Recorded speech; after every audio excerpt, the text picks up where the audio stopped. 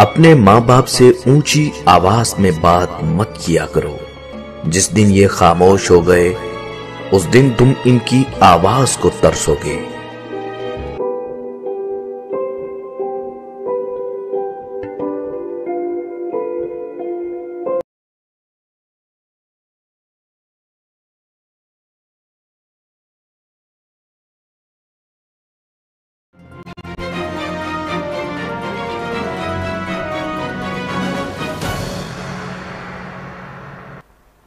अस्सलामुअलैकुम नाज़रीन, live at capital से मैं हूं नौशीन तारिक और मेरे साथ वीडियो लिंक पे ज्वाइन किया है अहमद सगई साहब ने।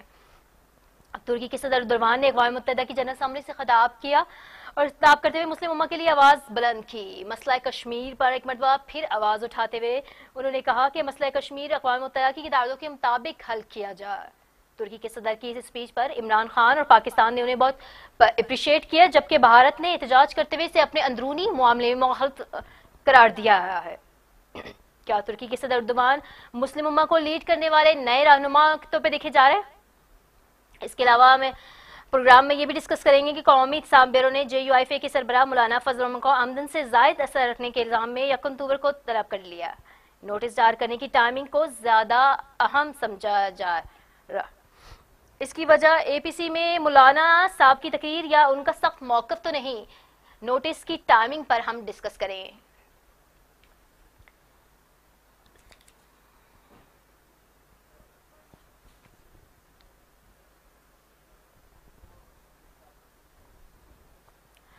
अस्सलामुअलैकुम सही साहब। जी वालेकुम अस्सलाम। सर, सबसे पहले हम डिस्कस करेंगे तैयब एर्दोगान की जो जनरल असेंबली के 75वें सेशन से खिताब करते हुए उन्होंने मुस्लिम उम्मा के लिए आवाज़ बुलंद की है। आज हम उस पर बात करेंगे। एर्दोगान साहब ने कहा है कि मसला कश्मीर को अक़वाम मुत्तहिदा की करारदादों के मुताबिक हल किया जाए, चूँकि उन्होंने कोई नई बात नहीं की है। अक़वाम मुत्तहिदा में जो भी मसाइल अब तक हल तलब हैं उन्हीं पर उन्होंने आवाज़ बुलंद की है और दुनिया को एक तरफ ये उन्होंने निशानदही की है कि कौन कौन से वो तलब मसाइल हैं जिनको हल करने की ज़रूरत है। आप क्या समझते हैं कि तुर्की के सदर तैयब एर्दोगान मुस्लिम उम्मा को लीड करने वाले नए रहनुमा के तौर पर देखे जा रहे हैं?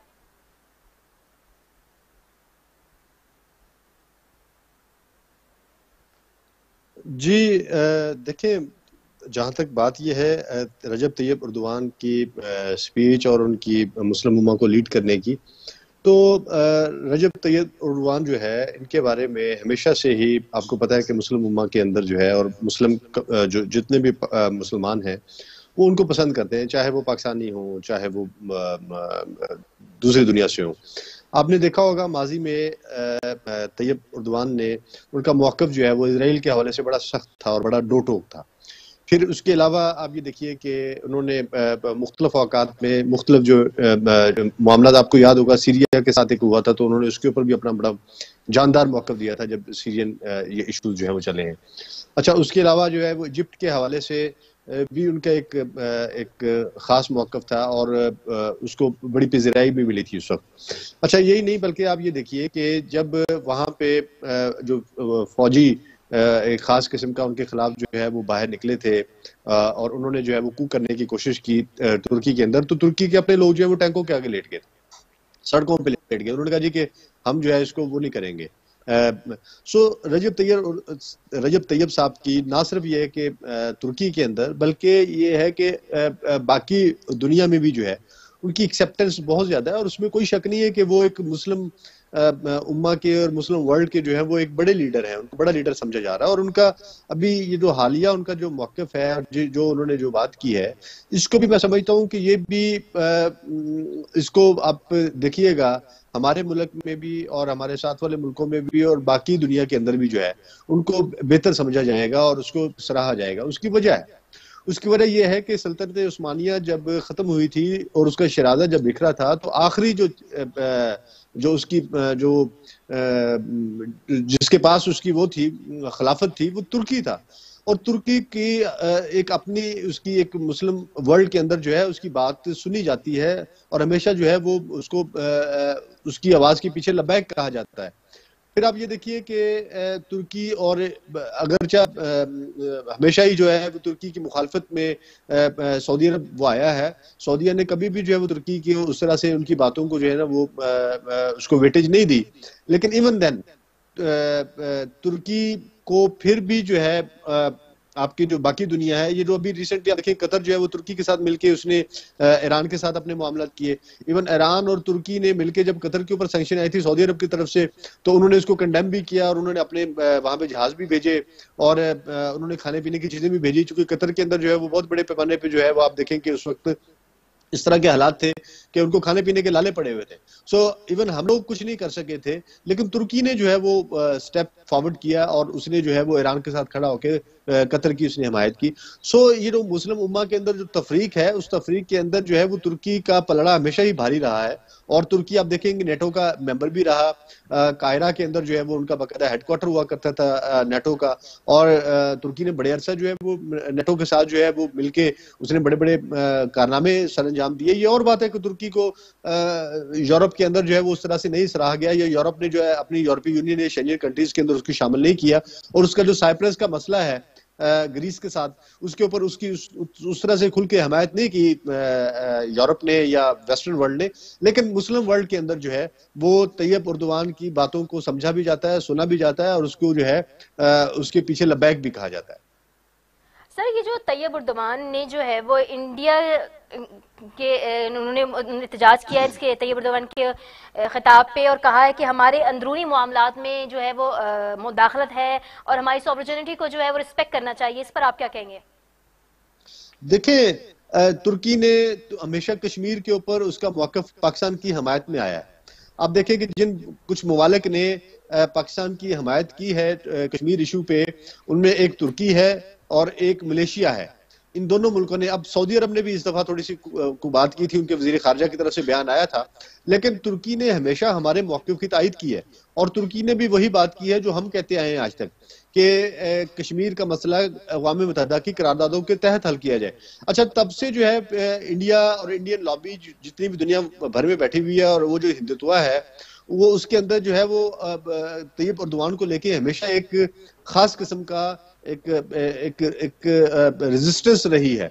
सो वही रेजिस्टेंस अभी फिर आपको जो है वो नजर आई है इस बयान के अंदर कि ये हमारा अंदरूनी मसला है या हमारे मामलात के अंदर जो है वो तुर्की की मुदाखलत करता है।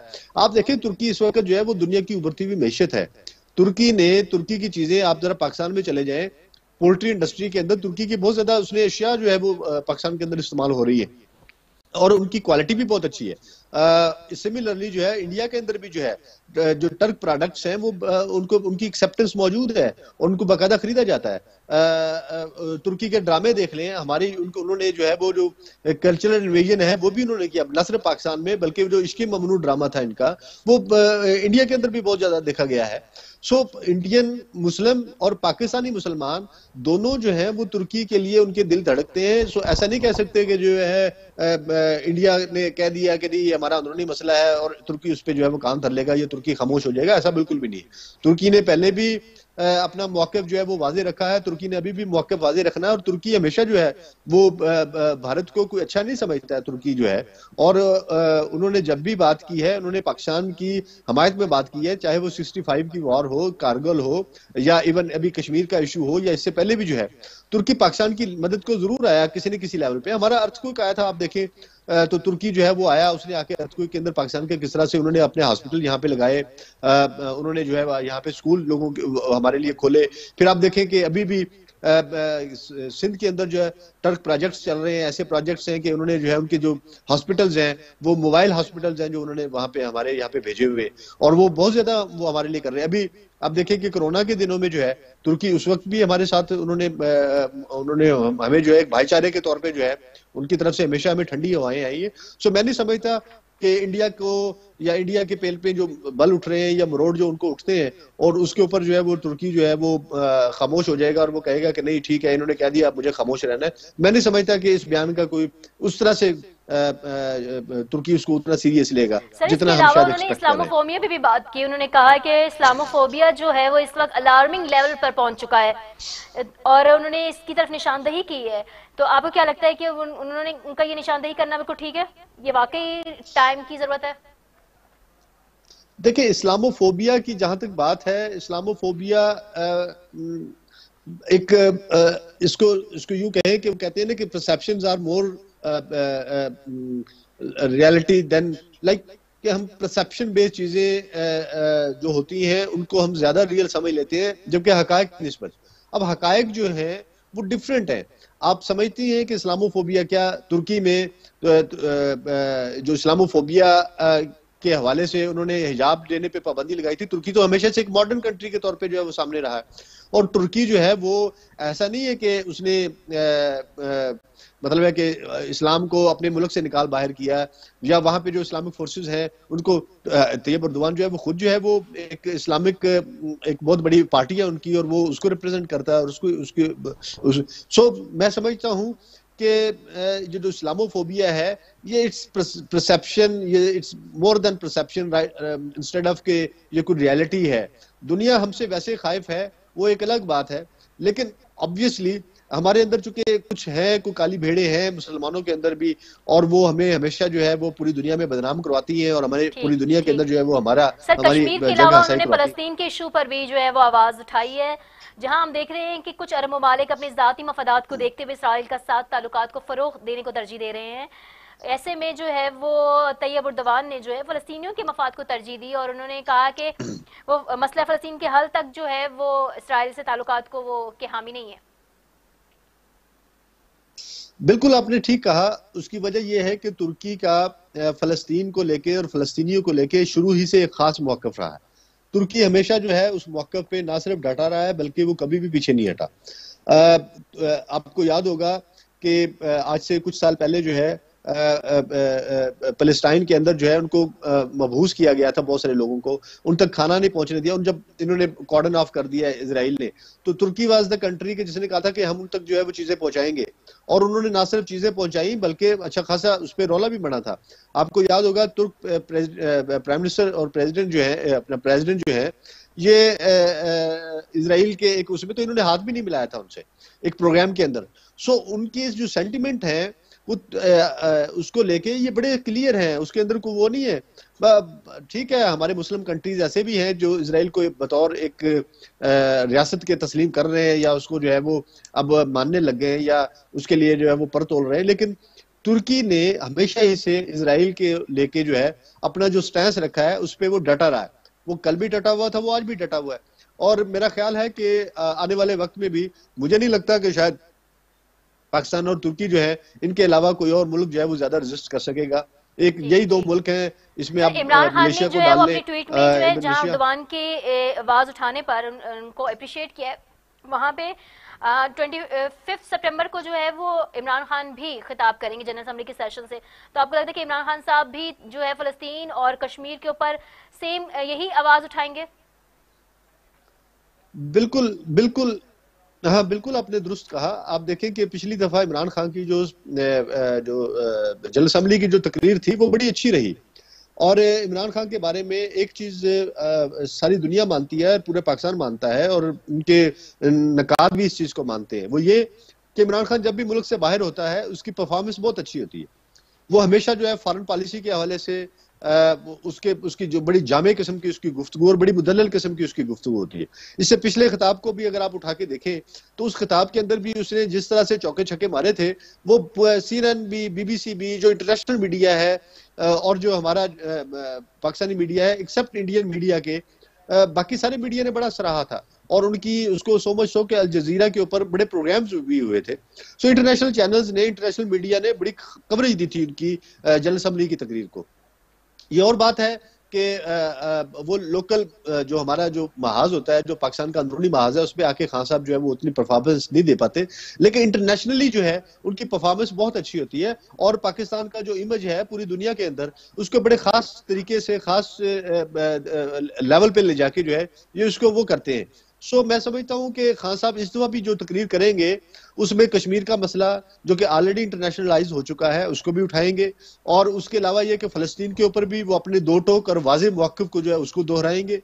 और यही नहीं बल्कि वो जो इस वक्त जो रीजनल पॉलिटिक्स चल रही है उसके ऊपर भी शायद बात करें, वो चाइना के हवाले से भी बात करें, कोरोना के हवाले से भी बात करें, और पाकिस्तान ने जिस तरह से जो है इस बीमारी से नबर्द आजमा हुआ है उसके ऊपर भी वो अपने ख्यालात का इजहार कर सकते हैं। और यही नहीं बल्कि मेरा ख्याल है कि जो दुनिया को जो इस वक्त इस वबा से जो प्रॉब्लम और मुश्किलात है, और दुनिया की जो आबादी अपना जो इकॉनमी जो है वो जिस तरह से डैमेज हुई है, तो उसके ऊपर भी हो सकता है कि वो कोई ना कोई रोशनी डाले और उसके लिए कोई तजावीज भी लेके आए। ठीक ठीक है अहमद साहब। आज अहमद साहब कौमी एहतसाब ब्यूरो ने जो है वो JUIFA के सरबराह मौलाना फजल रहमान को आमदन से जायद असासे रखने के इल्जाम में 1 अक्टूबर को तलब कर लिया है। मौलाना साहब ने कहा है कि उन्हें ऐसा कोई नोटिस मौसूल नहीं हुआ है। उनका कहना यह है कि ये सब बदनीयती पर मबनी ढंढोरा है जो मीडिया के जरिए पीटा जा रहा है। कहा जा रहा है कि ये जो नोटिस भेजने की टाइमिंग है ये बहुत अहम है। बिल्कुल APC के फौरन बाद मौलाना को इस तरह का नोटिस मिलना, इसकी टाइमिंग को बहुत अहम समझा जा रहा है और तजियाकार इसको बड़ा वो ले रहे हैं। आप इस पे क्या कहते हैं?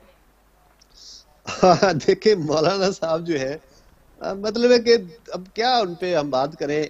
मौलाना की जरा आप हिस्ट्री उठा के देखें ना, 1990 से पहले इन्होंने बाकायदा एक फतवा जारी किया था मौलाना ने, और वो फतवा ये था कि औरत की हुक्मरानी जो है वो नाजायज है, और उन्होंने उनका बड़ा एक खास स्टैंस था 80s की लेट 80s तक जो है, और वो कहते थे कि औरत जो है वो हुक्मरान नहीं हो सकती। सो मच सो कि जब ज़ियाउल हक साहब का त्यारा वो हुआ और उसके बाद बेनज़ीर जब पाकिस्तान आई 85 के इलेक्शंस के बाद जो है पीपल्स पार्टी ने उस तरह से वो किया ही नहीं था। जुनेजो साहब जब हुकूमत बनाई थी तो उसके बाद जो है जब ज़ियाउल हक का त्यारा का हादसा होता है और उस हादसे के बाद जो है गुलाम इसाक खान जो है वो आपके प्रेसिडेंट बन जाते हैं, तो उन्हीं दिनों में जो इंटरम सेटअप था उस खास दौर में मौलाना की बड़ी खास किस्म की उनकी गुफ्तगू थी। वो गुफ्तगू अगर उस वक्त चूंकि मीडिया नहीं था, अखबारात थे, आप जरा अखबारात को उठा के पढ़े तो आपको पता चलता है कि वो क्या बोलते थे। वो कहते थे कि औरत जो है वो हुक्मरान नहीं हो सकती। वो ये कहते थे कि दीन और मजहब जो है वो औरत की को बतौर हुक्मरान तस्लीम करने के लिए तैयार ही नहीं है। वो ये भी कहते थे कि औरत को चादर और चार दीवारी के अंदर रहना चाहिए। वो ये भी कहते थे कि औरत जो है अगर उसको हुक्मरान बना दिया तो ये इजाब इलाही को दावत देने के मुतरादिफ होगा। उन्होंने ये भी फरमाया था कि औरत को मतलब है कि औरत जो है वो पाकिस्तानी सोसाइटी के अंदर जो है वो घर के अंदर और एक खास एनवायरनमेंट में तो रह सकती है लेकिन हुक्मरान के तौर पे नहीं रह सकती। आपको याद होगा तासो चेलर जो है जो टर्की की अंदर भी वो प्राइम मिनिस्टर बनी थी और बड़ी उन्होंने बड़ा नाम बनाया था।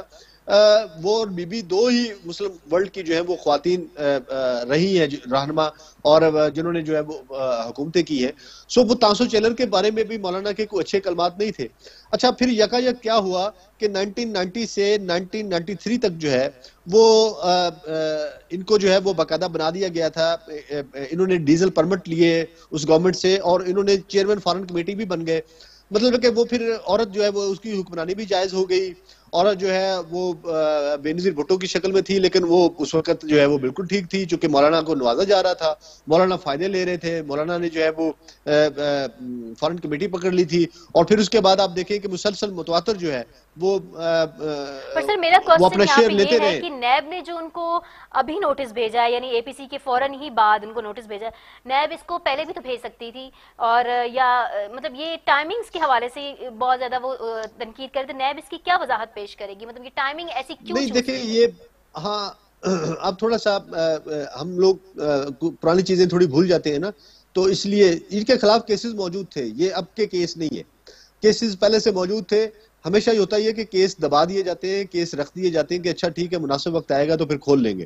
केस पहले से मौजूद था, अच्छा खुला अब गया है या उसकी खोलने की टाइमिंग जो है वो थोड़ी सी उसको आप कह सकते हैं। बट ऑब्वियसली देखें वो भी एक पॉलिटिकल पार्टी है, जिस पॉलिटिकल पार्टी के खिलाफ ये एहतजाज करने जा रहे हैं तो अल्टीमेटली उन्होंने जो है इनको अब ये तो नहीं कि इसको फ्री हैंड देंगे मौलाना को। सो मौलाना को भी फ्री हैंड नहीं मिलेगा। अब देखें मौलाना ने गड़बड़ तो की है नमाजी में। LFO की जब हुई थी लीगल फ्रेमवर्क ऑर्डर जो है परवेज मुशर्रफ का, तो इन्होंने उसकी हमायत कर दी थी। मुसलसल जो है ये इक़्तिदार में रहे थे। फिर आप देखिए कि बलूचिस्तान में जब ये मुत्तहिदा मजलिस MMA की हुकूमत बनती है तो ये वहां पे चले जाते हैं, बलूचिस्तान में हुकूमत बना लेते हैं। KP में इनकी हुकूमत बन जाती है, वहां पे कोलिशन में थे, यहाँ पे इनकी अपनी हुकूमत थी। अच्छा वफाक में भी ये बैठे हुए थे। फिर उसके बाद जो है ये काजी हिज़्ब इख्तिलाफ भी जो है वो भी बन जाते हैं असेंबली के अंदर। अच्छा 200 कनाल जमीन जो है इनको जो है वो 2007 में इनको वो भी अलाट की जाती है, वो मिलिट्री की जमीन थी वो उनको डीए खान में मिलती है। अच्छा ऐसी बहुत सारी चीजें जो है इन्होंने फायदे तो सारे लेते रहे, जहां पे इनका फायदा होता है ये सियासी हुकूमतों से भी फायदा लेते हैं, फौजी हुकूमतों से भी फायदा लेते हैं। मौलाना ने फायदा लेने में कोई कसर नहीं छोड़ी। हाँ केसेस मौजूद थे, केसेस आज के नहीं है, केस इनके खिलाफ काफी पुराने हैं। इनका एक बंदा था जिसको जो है जो पिछली दौर में पीपल्स पार्टी के दौर में इन्होंने वजारतें ली हुई थी और उनके पास जो है वो इसकी हाउसिंग की वजारत भी इनके पास थी। भाई उसने इतने पैसे कमाए, वो पैसे लेके जो है वो लोगों को यहाँ पे फ्लैट अलॉट किया करता था, घर अलॉट किया करता था। सो ये इन्हीं के लोग थे, इन्हीं के इर्द गिर्द के लोग थे। इनको जो परमिट इनको मौलाना डीजल कहते हैं वो भी इसलिए कहते हैं इन्होंने बेतहाशा डीजल के परमिट लेके इन्होंने बेचे थे, तो इनका नाम ही मौलाना डीजल पड़ गया। तो आप ये देखें कि ये इस कैलिबर के और इस कमाश के हमारे पॉलिटिशियंस हैं। अब उनको जब पकड़ा जाता है तो फिर वो चीखते हैं, वो कहते हैं नहीं जी हमें जुल्म कर दिया हम पे जो है, और फिर मीडिया भी भूल जाता है, हमारे लोगों की यादाश्तें भी थोड़ी सी कमजोर हैं, हम चीजों को उस तरह से देखते भी नहीं है। तो जरा इनका माजी में आप झांकेंगे तो आपको ऐसी बहुत सारी चीजें और भी नजर आएंगी। सो टाइमिंग मैं समझता हूं कि टाइमिंग नो डाउट उन्होंने संभाल के रखी है टाइमिंग, और उनका ख्याल था कि अगर जब मौलाना निकलेंगे तो फिर मौलाना को पकड़ेंगे। मौलाना भी यही कर रहे हैं, मौलाना भी टाइमिंग का भी, इन्होंने भी तो टाइमिंग का ही वेट किया है ना कि ठीक है कुछ टाइम देते हैं इनको पीटीआई को, जब ये थोड़ा सा माहौल गर्म होगा बाकी जमातें भी जो है वो साथ मिलेंगी, लोग भी थोड़ा सा तड़पेंगे तो हम बाहर निकलेंगे और लोगों को मोबिलाइज करेंगे और हम मिड टर्म इलेक्शन की डिमांड शुरू कर देंगे। सो इन्होंने भी टाइमिंग का वेट किया है, उन्होंने भी टाइमिंग का वेट किया, उन्होंने कहा अच्छा ठीक है मौलाना आप बाहर आएंगे हम आपको पकड़ के अंदर कर देंगे। सो अब अल्टीमेटली ऐसी सिचुएशन में आपको क्या लगता है कि मौलाना साहब नैब में हाजिरी देंगे? क्योंकि उनके देखिए मौलाना अगर ने कहा है कि मौलाना साहब अकेले महबे वतन हुए, मैं अर्ज कर रहा हूं ना कि अगर तो मौलाना के दिल में कानून का दर्द हुआ, अगर मौलाना कानून की पासदारी और कानून की हुक्मरानी को मानते हुए, अगर मौलाना इस मुल्क के साथ प्यार करते हुए और उनका ख्याल हुआ कि जिस तरह बाकी आम आदमी जो है वो पुलिस को, वो नैब को, वो एफआईए को, वो बाकी जो है वो जो इदारे हैं उनको फेस करता है, इन्वेस्टिगेशन को फेस करता है, तो मुझे भी करना चाहिए, फिर तो मौलाना को जाना चाहिए। लेकिन अगर मौलाना समझते हैं कि वो अबव द लॉ है, कानून उनके जो है वो जेब के अंदर जो है वो रखी हुई एक पुड़िया है जिसको जब चाहे निकाल के फाड़ के फेंक के दे, जब चाहे जो है उसको उसमें उसको किसी फायदे में ले आए, तो अगर तो उन्होंने ये समझा तो फिर तो मौलाना नहीं जाएंगे। और मेरा ख्याल है कि मौलाना बड़े वाइज आदमी है, वो जाएंगे तो सही और उसको इस चीज को बतौर एक पॉलिटिकल स्टंट भी यूज करेंगे अपने खिलाफ के। देखे चूंकि मैं हुकूमत के खिलाफ वो कर रहा था और इसलिए गवर्नमेंट जो है वो मुझे जो है वो नैब में धकेल रही है और नैब के अंदर लेके आ रही है और मुझे जो है वो विक्टिमाइज किया जा रहा है। सो मौलाना इसको ऑपोजिशन को फायदा होगा इस टाइमिंग पे मौलाना साहब की जो नैब में तलबी होने जा रही है, इससे ऑपोजिशन को जो है हुकूमत के खिलाफ एक और मजबूत एजेंडा मिल जाएगा। ये आपने दुरुस्त बात की है, ये बिल्कुल आपने दुरुस्त बात की है कि इसका फायदा हुकूमत को नहीं मौलाना को होगा, क्योंकि मौलाना का जो सिंपैथेटिक वोट है, जो सिंपैथी वोट है वो बढ़ जाएगा और उसमें इंक्रीज आएगी। या मौलाना का जो नाराज कारकुन है जो किसी वजह से घर बैठा हुआ है वो बाहर निकलेगा, उसको लगेगा कि मौलाना के साथ जो है मौलाना के साथ ज्यादती हो रही है। सो गवर्नमेंट को ये देखना चाहिए कि इस टाइमिंग की आड़ में जो इधर भी टाइमिंग है उधर भी टाइमिंग है, तो उसमें कहीं ये ना हो कि मौलाना गलत चल जाए या इनकी चाल है वो गलत हो जाए और मौलाना जो है वो खेल जाए और मौलाना को छक्का मार दे। सो ऑलरेडी जो है खान साहब ने उनको अलाउ किया है, तो वो एक पता नहीं किसने मशवरा दिया था एपीसी की सारी कार्रवाई दिखाने का, लेकिन बहरहाल जिसने भी दिया था इंतहाई गलत मशवरा दिया था। एक ऐसे मतलब मुजरिम को जो कि मतलूब है, वांटेड है, भागा हुआ है, उसको आप अलाउ कर रहे हैं कि ठीक है जी आप आके बोले, तो मतलब कि वो तो गलत किया। अब ये एक और गलत काम करने जा रहे हैं और इसका फायदा जो ये होगा कि JUIF जो है ये उठ खड़ी होगी और इसको जो है इसको सांस मिलेगी। देखिए जमीयत उलमा इस्लाम एक नूरानी ग्रुप था और हक ग्रुप था और एक जो है वो इनके साथ थी। सो समीउल हक, मौलाना समीउल हक की जो पार्टी है वो भी एग्जिस्ट करती है, JUI सीन जो है, आल्दो जो है समीउल हक साहब नहीं रहे लेकिन उनकी पार्टी बहरहाल मौजूद है। जमीयत उलमा इस्लाम जो है ये दो हिस्सों में तकसीम होगी थी। ये जो फे कहा जाता है फजल रहमान और समीउल हक, इनमें अलहदगी होगी थी। सो अगर ये यूं करते हैं कि JUI सीन को इनके मुकाबले में ले आते तो वो ज्यादा अच्छा होता। समीउल हक साहब के साहबजादे हैं, उनको थोड़ा स्ट्रेंथन किया जाता, उनको थोड़ा मजबूत किया जाता और उनको जो है इक़्तिदार में के ऐवानों में उसको थोड़ी सैर सूर कराई जाती, तो वो शायद ज्यादा बेहतर तौर पे एक हिकमत अमली हो सकती थी। ये जो हिकमत अमली अडॉप्ट की गई है, ये आपने दुरुस्त कहा है, इसका नुकसान होगा इनको, फायदा नहीं होगा। सो मौलाना को तोड़ने के लिए समीउल हक के साहबजादे काफी थे, उनको अगर ले आया जाता, वो अगर आके इनके खिलाफ जो है प्रेस कॉन्फ्रेंस करते हैं, इनके पुराने केसेस निकाले जाते और इस तरह की कोई मीडिया के अंदर इनकी थोड़ी सी पुरानी चीजों को जो है रिवाइव किया जाता, तो मेरा ख्याल है कि वो ज्यादा अच्छा होता। अभी जो इन्होंने जो कानूनी तरीका इस्तेमाल कर रहे हैं, इस कानूनी तरीके इस्तेमाल करने में आल्दो वो बातें ठीक हैं, लेकिन उसका फायदा जो है वो मौलाना उठा जाएंगे। सर, इनके भाई जियाउर रहमान को भी नैब की जानिब से तलब किया गया है, क्या उनके ऊपर भी इसी तरह के कोई करप्शन के इल्जाम है? जी हाँ, बिल्कुल। ये मौलाना, इनके भाई जो है, ये दोनों जो है ये डेरा इस्माइल खान से जो है ये लड़ा करते थे इलेक्शन, और वहीं से इनके साथ साथ कॉन्स्टिट्यूंसीज रही है। वो भी इनके साथ जो है वो इक़्तिदार के ऐवानों में घूमते फिरते रहे हैं और काफी ज्यादा उन्होंने भी बहुत सारे फायदे उठा रखे। सो अल्टीमेटली अगर इनके भाई को भी बुलाया गया है तो लामहला उन्होंने भी कुछ ना कुछ तो किया होगा ना, वरना जो है वो धुआं वहीं से उठता है जहां आग लगी हो। तो ऐसा तो नहीं हो सकता है कि नैब हमें आपको क्यों नहीं बुला लेती, या नैब जो है वो और बहुत सारे लोगों को क्यों नहीं बुला लेती, नैब उन्हीं को क्यों बुलाती है जिन्होंने कुछ किया होता। तो अल्टीमेटली इनके भाई ने भी कुछ ना कुछ तो किया होगा। आल्दो मौलाना साहब अब इस चीज को भी कहेंगे कि देखिए मेरे पूरे खानदान को जो है इन्होंने विक्टिमाइज किया है और मेरे भाई को भी नहीं छोड़ा और मुझे भी नहीं छोड़ा और हमारे साथ ज्यादती हो रही है और हमें बराए मेहरबानी जो है। देखिए ये बड़ी जज्बाती सी कौम है, ये बड़ी जज्बाती कौम है। यहाँ पे ऐसे भी लोग रहे जो जेल के अंदर थे और उन्होंने कहा आप हमें जिताएं, हम ये सीट जीत के जो है वो तोहफा करेंगे, फिर वो जीत भी गए और फिर उन्होंने तोहफा भी नहीं किया। सो ऐसा भी होता है। ये इमोशनल कौम को आप ज्यादा इमोशनल बना लेते हैं इस तरह के मामलात के ऊपर। मेरा ख्याल है कि हुकूमत ने गलत चाल चली है और इसकी टाइमिंग ठीक नहीं है, टाइमिंग गलत चुनी है, आप ये कहते हैं? जी हाँ, बिल्कुल। मैं भी 100% इत्तेफाक करता हूँ आपकी इस बात से कि टाइमिंग जो है इसका उन्होंने गलत इंतखाब किया है। ये अगर महीना पहले हुकूमत को पता था कि ये होने वाला है, एपीसी से पहले से अगर हो जाता ये तो ज्यादा अच्छा होता। बीच में जब ठंड चल रही थी, कोरोना का ज्यादा मामला चल रहे थे, तो साथ साथ ये भी चलाते रहते, मीडिया में इन रहता है कि मौलाना आ रहे हैं जा रहे हैं, आ रहे हैं जा रहे हैं। तो अब यकदम जो है वो लेके आना, उसका सियासी फायदा हो सकता है मौलाना। और मौलाना जो है वो हुकूमत के खिलाफ ज्यादा मुस्तैदी से जो है वो अब आगे बढ़ेंगे।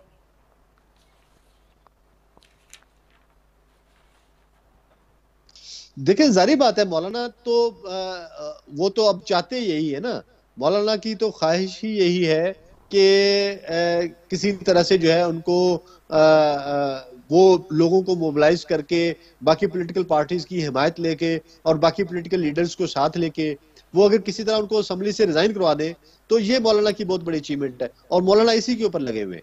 आप देखें कि जब पहले आए थे तब भी उनका यही था कि आप मुझसे बात उस वक्त करेंगे, जो उन्होंने कमेटी बनाई थी कि, और उसकी जिम्मेदारियों में ये भी था कि आप इनको कन्विंस करें और अपने अपने लीडरान को जाके कि वो रिजाइन करें, क्योंकि मौलाना इस वक्त इक़्तिदार से बाहर है। मौलाना को बहुत अरसा उन्होंने इक़्तिदार के मजे लुटे हैं, बहुत अरसा जो है वो मिनिस्टर्स कॉलोनी में वो रहे हैं, बहुत अरसा कश्मीर कमेटी के चेयरमैन रहे हैं, बहुत अरसा जो है उनकी गाड़ी पे झंडा लगा रहा है। सो अब जब वो झंडा उतर गया, वो मिनिस्ट्री नहीं रही, वो घर नहीं रहा, वो सरकारी बिल्स जो है वो अब जेब से देने पड़ रहे हैं, और वो जो सरकारी प्रोटोकॉल था वो खत्म होके अब जब आपको डीजल भी और पेट्रोल भी आपको जेब से डलवाना पड़ रहा है, तो लामहला जो है मौलाना तो उनको तो रात को ख्वाब भी नहीं इसी के आते होंगे कि किसी तरह ये रिजाइन करके आ जाए। ये कोई रिजाइन करके आएगी अपोजिशन तो ही मौलाना को फायदा है, अदरवाइज सड़कों पे डेमोन्स्ट्रेशन करने में मौलाना को कोई फायदा नहीं है, नुकसान मौलाना का होगा। चूंकि हार्डकोर जो लोग हैं वो मौलाना के हैं। धरना अगर होता है तो किसी पॉलिटिकल पार्टी का बंदा नहीं बैठेगा, स्वयं मौलाना के पास वो वाला ग्रुप है कि जिनको खाना पीना दे के आप जो है वो यहाँ पे, चूंकि मदरसे हैं, मदरसों के तलबा हैं, वो तलबा जो है वो ऑलरेडी घरों से फारिग तहसील होते हैं, आए होते हैं मदरसों के अंदर पढ़ने के लिए। सो ऐसे मदरसों के तलबा को लेके अगर मौलाना आके बैठ जाते हैं यहाँ पे, तो जाहिर बात है कि वो महीना 2 महीने 6 महीने वो सस्टेन कर सकते हैं। लेकिन कोई और पॉलिटिकल पार्टी, नून लीग या पीपल्स पार्टी के पास ऐसा कोई वोटर सपोर्टर नहीं है हार्डकोर जो है कि जो आके कहे कि ठीक है जी मैं यहाँ आ गया और नहीं जाऊंगा। सो मौलाना को ये इस बात का अंदाजा है कि अगर ऐसी सूरत हाल होती है और नौबत यहाँ तक पहुंचती है तो सारी जो होगी ना वो मौलाना के कंधे पे आ जाएगी जिम्मेदारी। और अगर मौलाना को इन्होंने खूब पैसे दे दिए तो हो सकता है कि मौलाना जो है वो उसको सस्टेन करवा जाए, धरना लंबा करवा ले। लेकिन अगर ना हुआ तो फिर मौलाना, तो बेहतर यही है, वो ये समझते हैं, जो उनकी स्ट्रेटजी है कि अपोजिशन को मजबूर किया जाए कि वो असम्बली से रिजाइन दे दे और एक क्यास पैदा हो जाए और ऐसी सूरत हाल, एक आईनी बहरान पैदा हो जाए जिसके बाद वो इलेक्शन में चले जाए।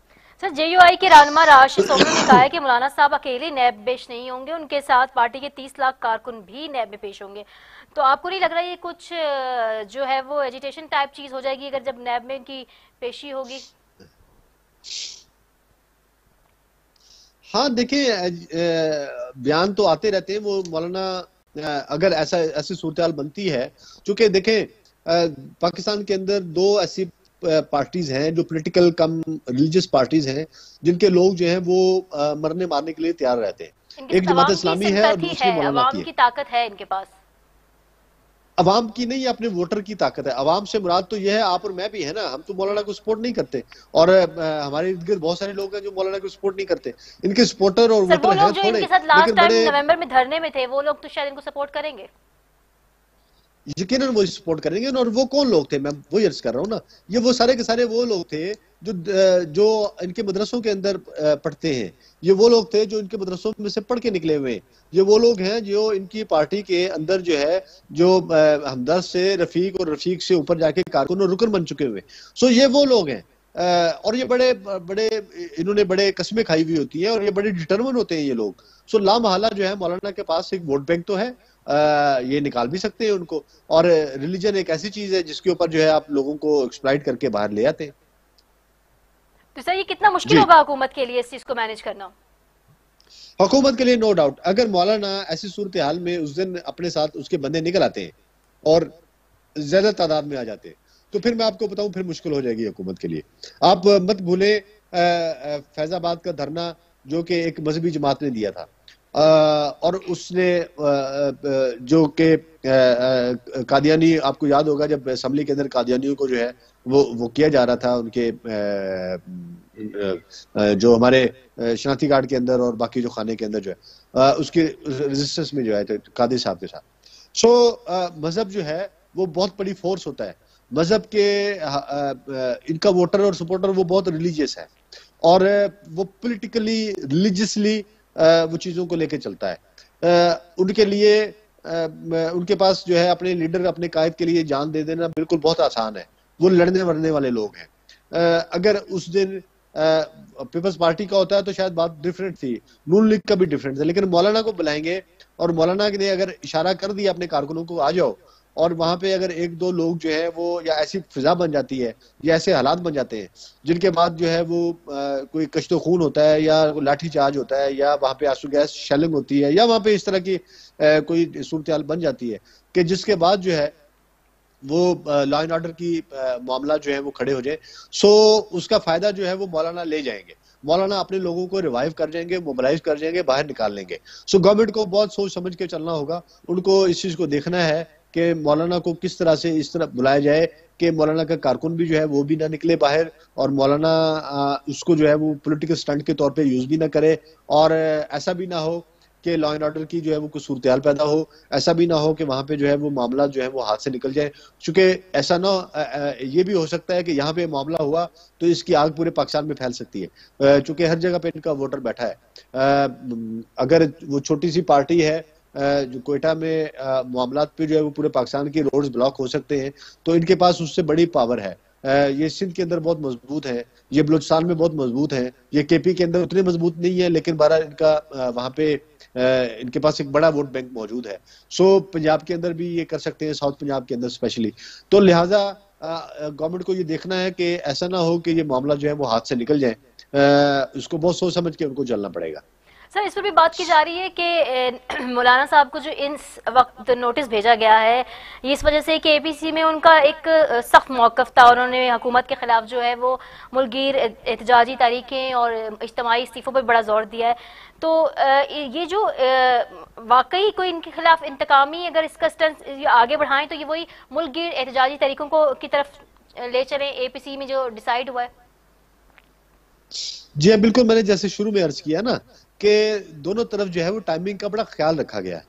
अगर हुकूमत ने टाइमिंग का ख्याल किया है तो मौलाना भी टाइमिंग का बड़ा ख्याल किया। मौलाना ने भी उस वक्त जो है वो अपोजिशन को वो किया है जब लोगों की कुव्वत खरीद बैठ गई है, जब लोग जो है उनके नाक नाक तक हो गए, लोग जो है वो तंग आ गए, महंगाई से जलील हो गए, बाकी मामला से जो है वो तंग आए हुए।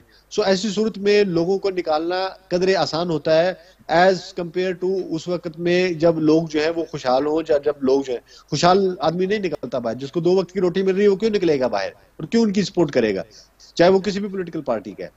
सो अल्टीमेटली इन्होंने भी टाइम, मौलाना भी टाइमिंग का बहुत ख्याल रखा है और टाइमिंग का ख्याल जो है वो उन्होंने भी किया है। लेकिन इस सूरत हाल में फायदा पीटीआई को नहीं होगा, मौलाना को होगा। मौलाना जो है वो इस कार्ड पे जो है या इस बॉल पे छक्का लगा सकते हैं और ये भी हो सकता है कि मौलाना बाउंड्री पे कैच हो जाए, डिपेंड करता है। तो सर आपको लगता है कि ये जो अपोजिशन जमात के कायदीन ने एपीसी में तकरीरें की हैं उससे सियासी माहौल में तनाव है? बिल्कुल तनाव है, बिल्कुल तनाव है। क्योंकि और आज शहबाज तनाव ही शरीफ ने है भी मेरा कि ख्याल आप से देखें कि लाहौर में प्रेस कॉन्फ्रेंस की और उन्होंने कहा है कि इमरान खान उनको जेल भेजने के ख्वाहिशमंद हैं। जी हाँ, बिल्कुल। देखिए बात यह है कि इमरान खान तो खैर जब वो अभी इक्तदार में भी नहीं आया था वो तब भी कहता था कि मैं इनको छोड़ूंगा नहीं, और इन्होंने मुल्क का पैसा लुटाया है, इन्होंने मुल्क को बर्बाद किया है, इन्होंने मुल्क को तबाह किया है, सो मैं इनको किसी सूरत नहीं छोड़ूंगा। उसका ये मौक़िफ़ पहले दिन से ही था और अभी तक है।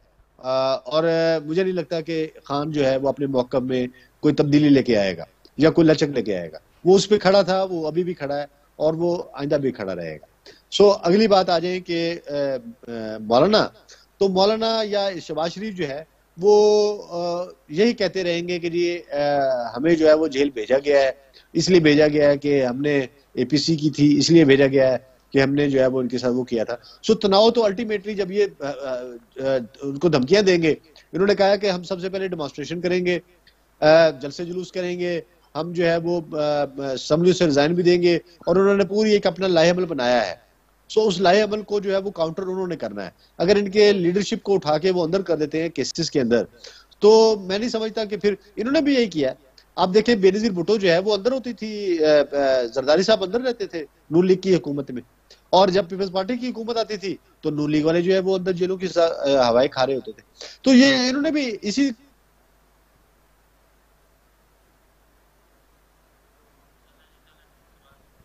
ठीक।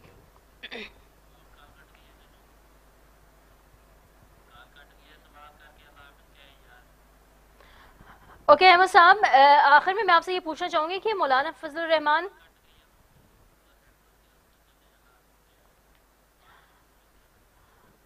ओके नाजरीन, यहाँ हमारे प्रोग्राम का वक्त खत्म हुआ। हमें इजाजत दीजिए, अपना बहुत ख्याल रखिएगा। अल्लाह हाफिज।